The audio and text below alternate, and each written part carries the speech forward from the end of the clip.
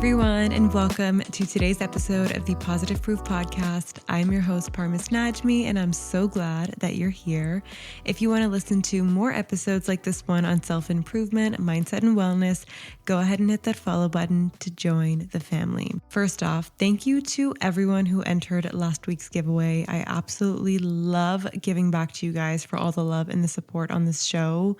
I made sure that even those of you who entered the giveaway but did not win receive a treat in their email. So I hope you guys enjoyed that, and I really can't wait for the next one. So stay tuned. Now, around this time last year, I began my weight loss journey for what seemed like the millionth time. But this time, however, things were different. I actually lost the weight and I kept it off for a year now. And I'm not just talking a few pounds. I'm talking 24 pounds. Although I was never overweight, I shed off a lot of the fat that I was holding on to in my thigh area, face, arms, and pretty much all the places I wanted to be slimmer but felt super puffy. Now, I come from a past where when I was in uni, I dealt with disordered eating, so I didn't approach this weight loss journey the same way. I wanted to be very, very careful so that I'm mindful of my past and that I don't fall into the same habits. So today, I'm going to talk about all the unconventional ways to lose weight and how I managed to shed off 24 pounds in just under 3 months. So grab a coffee, pop on those headphones, and let's get into it. I'm going to tell you exactly how I did it. Now, there is a lot of noise out there about weight loss. Everyone's got a strategy: cut carbs, do intense workouts, double down on the protein, try intermittent fasting, track every single bite in an app, you name it. And while there's a time and place for those classic approaches, sometimes they just don't work for everybody. The truth is, we're all different. Our bodies, brains, habits, and even our stress triggers are completely unique. And to be completely honest, I went through my fair share of trial and error. I tried meal prep to the point of near obsession, overdid my protein intake, forced myself to do high intensity workouts 5 or 6 times a week, and basically stressed my mind and body out more than I ever needed to. I used to believe that the harder I push, the faster I see results. And let's just say that might work if you're a pro athlete whose entire job is training, but for the rest of us mortals, extreme measures can sometimes backfire, physically, mentally, and emotionally. So today, I want to share a different perspective, especially for those of us who flirted with or been tangled in disordered eating patterns in the past. And I firmly believe the conversation about weight loss can be done in a gentle, self-caring way without triggering that voice in our heads that says, I'm not good enough unless I lose weight. If you're like me and you've had periods of your life consumed by the scale or endless dieting, that might resonate. And I know how it feels to lose sight of yourself because you're chasing the perfect macro ratio or the perfect number on the scale. I know it can be exhausting and heartbreaking. Now, just a disclaimer, none of this is medical advice. I am not a nutritionist, doctor, or therapist, and I'm definitely not here to prescribe anything. I am just sharing my story and the lessons I picked up along the way that helped me find a calmer, healthier, and yes, unconventional path to losing weight and keeping it off in a more sustainable manner. These tips might sound odd because they almost go against some mainstream fitness rules. We're talking about stuff like reducing your appetite, but not in the usual just skip meals way. Cutting back on protein if you're going overboard, shrinking workout frequency if you're on the brink of burnout, and something that really changed the game for me: stop trying so hard. So let's get into it. First thing I want to talk about is reducing your appetite. Now, let's make a crucial distinction. Appetite isn't always the same thing as hunger. Hunger is your body's physical signal that it needs fuel, while appetite can be driven by habit, emotions, or even the sight and smell of food. Sometimes we eat because it's noon and everyone else is grabbing lunch, or because we're bored, stressed, or simply craving something sweet. Recognizing this difference was a huge game changer for me. When I say reduce your appetite, I'm not suggesting you starve yourself or ignore genuine hunger. Instead, it's about managing those non-hunger cravings so you're less tempted to eat when your body doesn't actually need fuel. Over time, this naturally helped me eat more in line with my true hunger signals, leading to more balanced portions and steadier weight loss. Now, here's a few different things that I relied on to suppress my appetite. appetite. The first thing is green tea. I want you to think of this as nature's Ozempic. Sipping on green tea between meals can not only curb your appetite, but it also has so many other benefits for your metabolism and overall health. You can do a quick Google search and you'll see the list. It goes on and on and on. Literally every time I have a cup of green tea, I feel satisfied and it gets rid of the urge to find something to snack on. To me, it's a miracle worker because it essentially reduces my cravings and any thoughts of hunger. And not actual hunger. You know when you're like, I'm not hungry, but I still kind of want to eat something mindset? Yeah, exactly that. Plus, the ritual of brewing and savoring a cup makes me pause and ask, am I really hungry or am I just looking for a distraction? The next one is fiber, and it does more than just regulate digestion. It actually slows down how quickly you feel hungry again. Foods like oatmeal, beans, vegetables, and fruits with a peel on can help you feel satisfied for much longer. And I've actually also experimented with fiber gummies when I'm in a pinch or my meals have been lower in fiber than usual. They're not a replacement for real whole foods, but they can definitely fill gaps if you're trying to smooth out cravings. That extra bit of fiber can help you ride through those times when your appetite is nudging you to eat more, even though you already had a balanced meal. The next one is chewing gum. Now, this has been a very small but effective trick for me.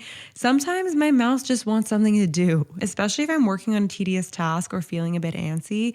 Popping in a piece of gum, particularly a strong mint flavor, it keeps my mouth occupied and signals freshness to my brain. It is very weirdly satisfying and it often helps me bypass the urge to grab a random snack. Hydration, hydration, hydration. Now, I know people say drink water all the time and it can sound like a tired cliche, but honestly, it works. Your body's thirst signals can sometimes be mistaken for hunger or random snacky feelings. So what I do is I keep a reusable water bottle near me at all times. You can even flavor your water with lemon or cucumber if plain water gets boring. I do this sometimes and it's absolutely great. And when I notice a vague craving coming on, I'll drink a few sips first to see if it subsides. Often, that's enough to recalibrate the difference between true hunger and idle appetite. So drink your water. I promise. It works. It helps. Okay, next thing I did was being realistic about emotional and sensory triggers. A big part of reducing my appetite was also understanding the why behind it.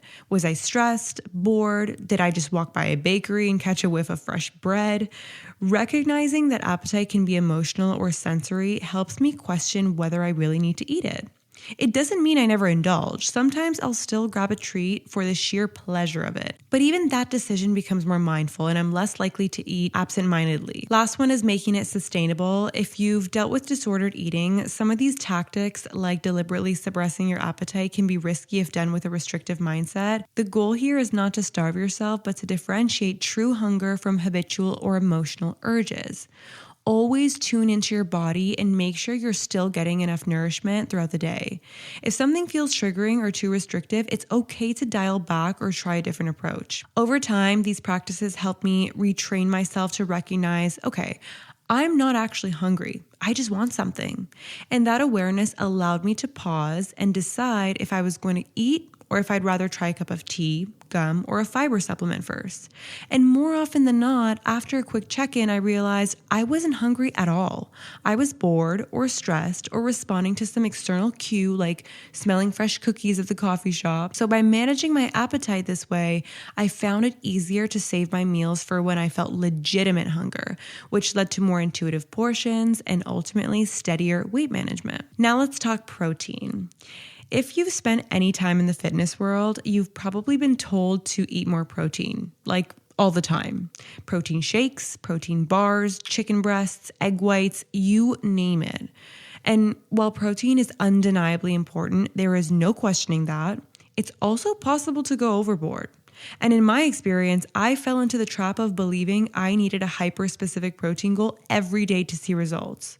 For example, I used to aim for something like 1.2 to 1.5 grams of protein per pound of body weight, which was way more than I actually needed. The result? I often had to force myself to eat extra, even when I wasn't hungry, just to hit that magic number. And you're probably thinking, but doesn't protein support muscle growth and keep you full? Absolutely it can. But if your protein goal is so high that you're eating extra calories overall, that might actually hinder weight loss. For me, it also became stressful.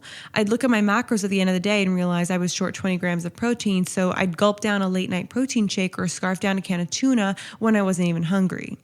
That extra forced food could tip me into a calorie surplus without me even realizing it. I was so fixated on that perfect protein number that I lost sight of my body's internal cues. Eventually, I decided to experiment with lowering my daily protein intake. Not drastically, I didn't just cut it in half overnight, but I scaled back to a range that felt more natural, a little more moderate. Instead of always choosing the highest protein option, I started listening to what I actually wanted.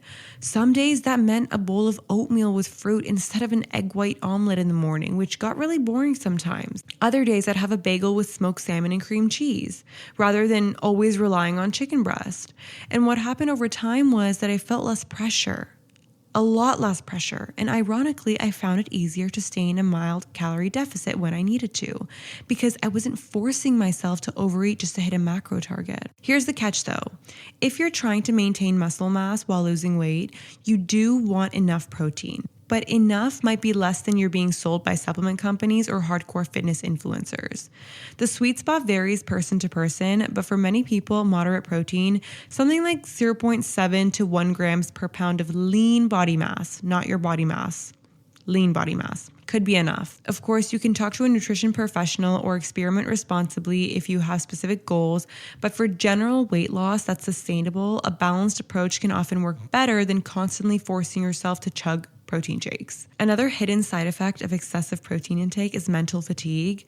I remember times when I was so fixated on getting an extra 20 to 30 grams of protein that I'd stress about going out to eat. I'd literally worry if the restaurant wouldn't have enough high protein options. And that kind of obsession can be such a slippery slope into disordered eating patterns because food becomes a chore rather than something enjoyable. And the more I eased up, the easier it got to just live life without that constant worry. And guess what?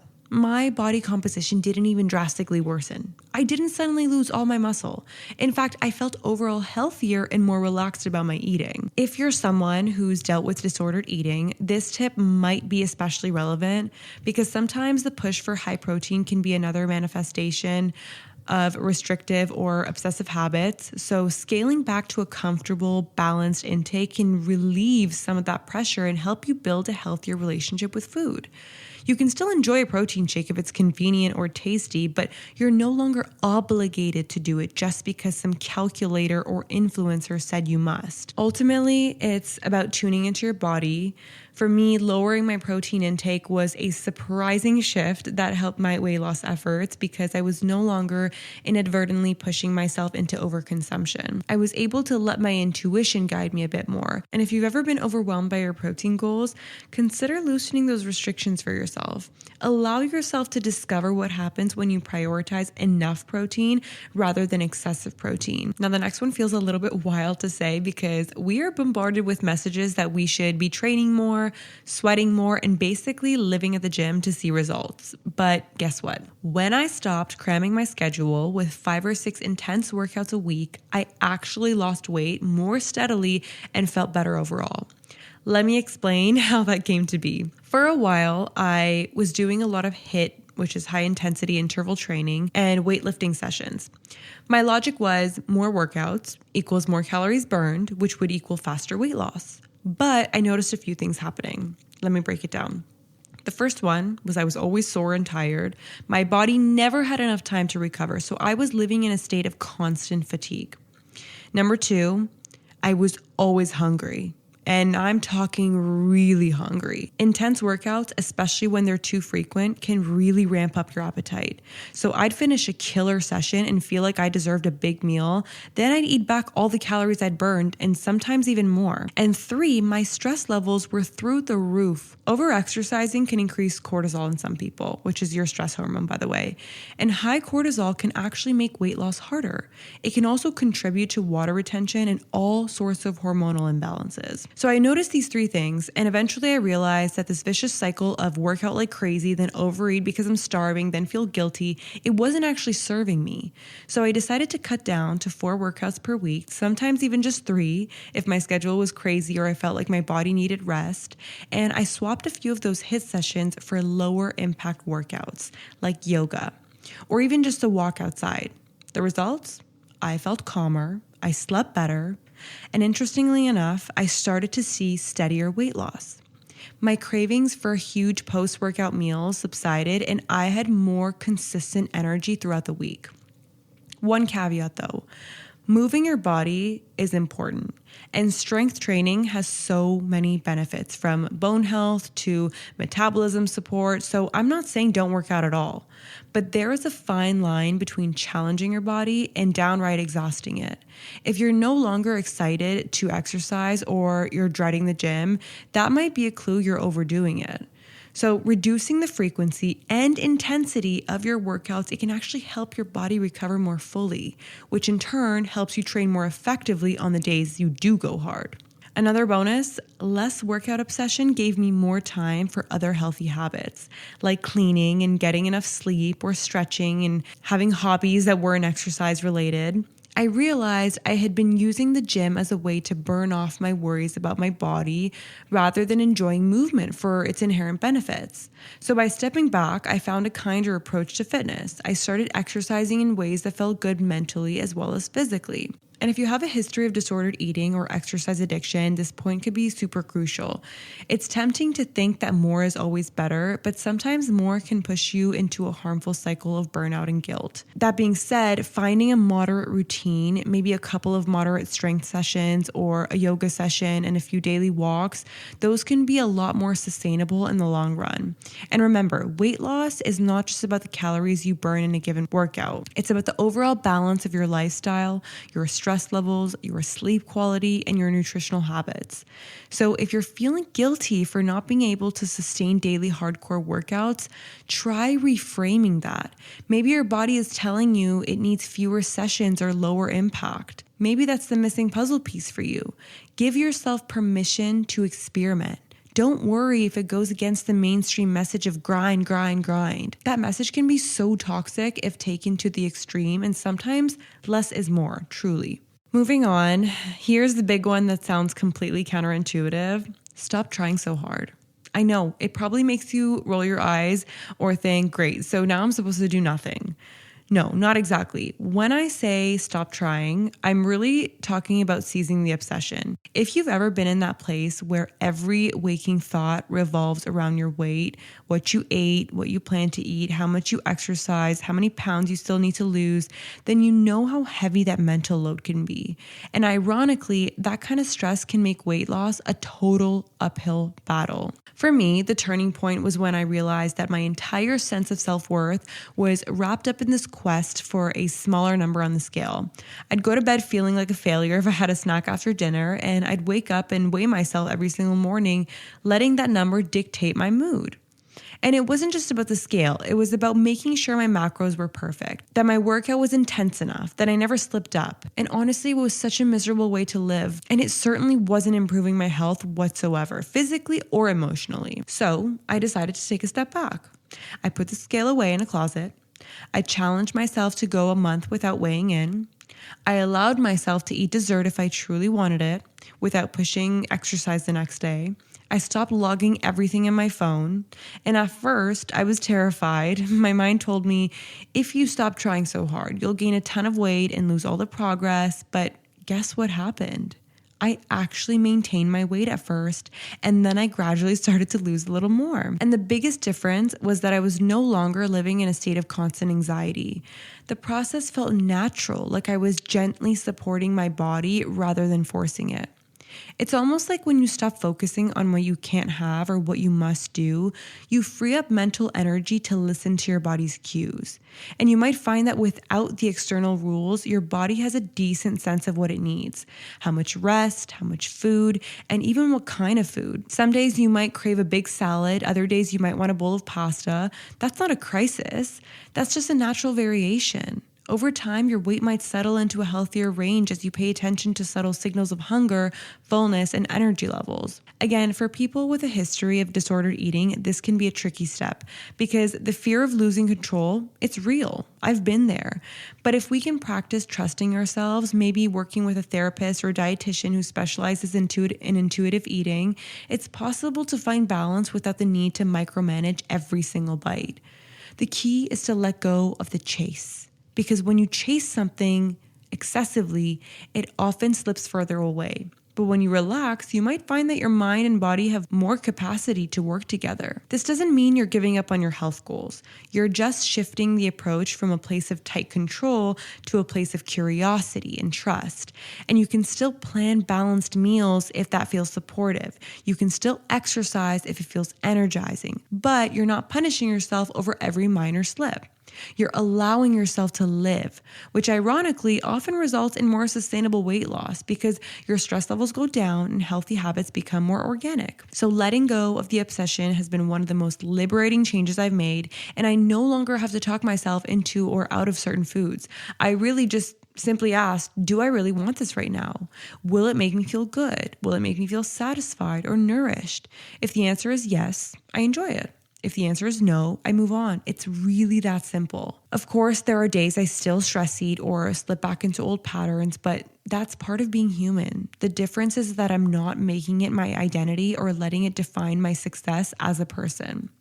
So if you're in that cycle of perpetual dieting and self-judgment, consider giving yourself a break. Sometimes the best way to move forward is to pause and let the dust settle. You'll be surprised at how your body and psyche respond when you remove the constant pressure. All right, the last unconventional tip, embrace lazy movement. If you're scratching your head, stick with me. We're often told that to lose weight, we need to do intense, sweaty workouts, but there's a whole realm of movement that's often overlooked. Gentle, daily, functional movement that doesn't necessarily spike your heart rate into the stratosphere, but I'm talking about walks with your dog, puttering around the house doing chores, stretching while you watch TV, or even dancing in your kitchen while you cook. This might seem trivial, but it can actually contribute significantly to your overall energy expenditure and sense of well-being. Now, why call it lazy movement? Because it's the kind of movement you don't even register as exercise. You're not necessarily changing into workout clothes or scheduling time at the gym. You're just integrating small bursts of activity into your daily routine. This has been a game changer for me, especially on days when I'm not up for a full-blown workout. Instead of feeling guilty for skipping the gym, I'll clean the house and declutter my space. I actually love cleaning, and this usually involves a lot of bending, lifting, and sorting. I'm always out of breath when I'm cleaning. It's not intense, but it's definitely movement. And what I've found is that consistent lazy movement can be much more sustainable over time than sporadic high-intensity workouts. Don't get me wrong, HIIT or spin classes have their place. They really do. But if you rely solely on those intense sessions, you might start to see them as chores. And when life gets busy or your motivation dips, you might just skip them altogether. But if you're relying on low effort activities that are easy to incorporate into your day, you never really fall off the wagon completely. You just keep moving in small ways that add up. It also really helps mentally. If you're prone to thinking, if I can't do a full intense workout, I might as well do nothing, then embracing lazy movement can actually help break that all or nothing pattern. You realize that taking a short walk or doing a few stretches is still something. It's still beneficial. You might burn fewer calories in that single session compared to a hardcore workout, but over days, weeks, and months, this consistent effort can make a tangible difference in your health and weight. Plus, let's talk stress. Intense workouts can be stressful on the body if you're doing them too often. Lower intensity movement, on the other hand, it tends to be less stressful. It can even be meditative, like yoga or leisurely walking. That stress reduction can contribute to better sleep and lower cortisol levels, both of which can support weight management in the long run. And if you're someone who's dealt with disordered exercise patterns, focus on gentle, enjoyable movements so that you can have a more nurturing approach than pushing yourself to exhaustion. Now, does that mean never do anything intense? No, not necessarily. If you love a spin class or a heavy lifting session, go for it. But try sprinkling in these lazy movement moments throughout your week, such as walking to the store instead of driving if it's close by, or stand and pace around when you're on a phone call, stretch your legs every hour or so if you have a desk job. Over time, these little habits, it becomes second nature. And they also make you realize that staying active, it doesn't have to be a dreaded event. It can be as simple as living life in motion. This approach ties back to the theme of not obsessing. Instead of overthinking workouts, you're integrating activity naturally. So if you're someone who's burnt out on gym culture or high impact classes, Give lazy movement a try. It's low pressure, it's accessible to most fitness levels, and surprisingly beneficial over the long haul. All right, we've covered a lot of territory today. Everything from reducing our appetite in a mindful, healthy way, to cutting back on excessive protein goals, to working out less but more effectively, to the truly unconventional advice of just stopping the obsessive chase or incorporating lazy movements. Each of these strategies might feel unfamiliar or even uncomfortable at first, especially if you've been steeped in traditional diet culture, but sometimes it's those less conventional methods that help us break free from toxic cycles and find a more sustainable path. So let me emphasize one last time that these tips are not universal prescriptions. Everybody is different, and what works for me might not work for you to the same degree. Also, if you're dealing with a medical condition or have specific nutritional needs, it's worth consulting a qualified professional. The spirit of today's episode is to say, hey, it's okay to question the standard of weight loss advice if it's not working for you. It's okay to explore softer, gentler, or seemingly wrong approaches if they lead you to a healthier mindset and a more consistent way of living. And remember, your worth isn't tied to the scale or your macros or how many workouts you manage this week. Sometimes the path to a healthier body involves addressing our mental well-being at first, learning to trust ourselves, to let go of rigid expectations, and to find joy in movement and food again. Weight loss doesn't have to be a grueling battle that leaves you feeling depleted. It can be a byproduct of living in harmony with your body's signals, exploring what you truly need, and remembering that perfection isn't the goal. Progress is. I've said this so many times in previous episodes. I hope you guys found some of these points insightful. We are all out here figuring it out together, learning what it means to care for ourselves without turning our lives into a never-ending diet project. So if you've enjoyed this episode or found it helpful, feel free to share it with someone you think might benefit as well. And if you try any of these tips, I'd love to hear about your experiences, what worked, what didn't, or how you're feeling. But that is a wrap. I do hope you guys enjoyed today's episode. If you did, please leave a review. Your feedback means so much to me. The more people this podcast reaches, the bigger the positive impact we make. So I'd love it if you could do that for me. Also, if you guys have any recommendations as to what you'd like me to talk about in future episodes, definitely let me know because I'm 100% open to recording what you guys want to hear. And if you don't know yet, I do monthly giveaways where a random person will be selected from those of you who did leave a review. The written reviews can be done over on Apple Podcasts and the ratings can be done on Spotify. Just send me a screenshot once you've done so and you'll be eligible to win. The winner will be announced on Instagram at Positive Proof Podcast. And if you want an extra entry into the giveaway, make sure to share this podcast or episode via socials and tag me at Parmis Najmi and again at Positive Proof Podcast on Instagram. To everyone else, if you've made it this far, I appreciate you so, so much. And I can't wait to chat with you again in next week's episode. Lots of love, Parmis.